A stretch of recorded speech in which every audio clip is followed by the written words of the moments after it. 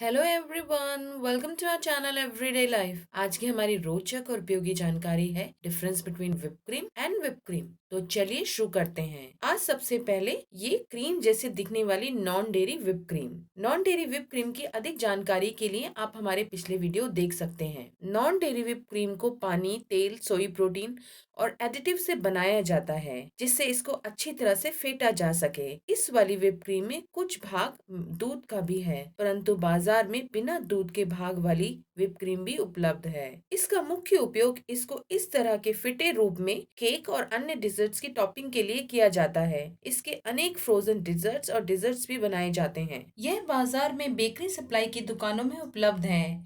इसके 1 लीटर का मूल्य 130 से 150 रुपए के बीच में होता है और इसकी समाप्ति की अवधि 12 महीने है। इसको हमेशा बर्फ जमाने वाली जगह में यानी फ्रीजर कंपार्टमेंट में ही रखें। आज दूसरी है ये फ्रेश क्रीम जैसी दिखने वाली whipped क्रीम। यह एक दूध आधारित whipped क्रीम है, जिसे दूध के भाग तथा अन्य एडिटिव्स को मिलाकर बनाया जाता है, जिसके कारण ये फेंटने पर हल्की और फूल जाती है। यहाँ आप इसका फिटा हुआ रूप देख सकते हैं। इसका उपयोग भी नॉन डेयरी क्रीम की तरह केक की आइसिंग और बहुत सारे डिजर्ट्स बनाने में होता है। यह whipped क्रीम आपको डिपार्टमेंटल स्टोर्स और ऑनलाइन स्टोर्स में ही मिल पाएगी। इसके 250 ml पैकेट का मूल्य 69 रुपए है और इसकी समाप्ति की अवधि 120 दिन है। एक बार पैकेट खोलने के बाद आप इसे कुछ दिनों के भीतर ही उपयोग कर लें। इसको सदैव फ्रिज में ही रखें। यह है ये नॉन डेयरी whipped क्रीम और ये है डेयरी whipped क्रीम अपने फिटे रूपों के साथ। इस नॉन डेयरी whipped क्रीम के साथ काम करना आसान है, क्योंकि यह अक्सर स्टेबल रहती है, जबकि डेयरी के साथ गर्मी के मौसम में काम करना थोड़ा कठिन है। इसको स्टेबलाइज करने के लिए आपको इसमें एक चुटकी क्रीम ऑफ टार्टर डालना पड़ सकता है। नॉन डेयरी whipped क्रीम में मिठास होती है, इसलिए आइसिंग के लिए आपको इसमें अलग से मीठा डालने की आवश्यकता नहीं है। डेयरी whipped क्रीम में मिठास नहीं होती है।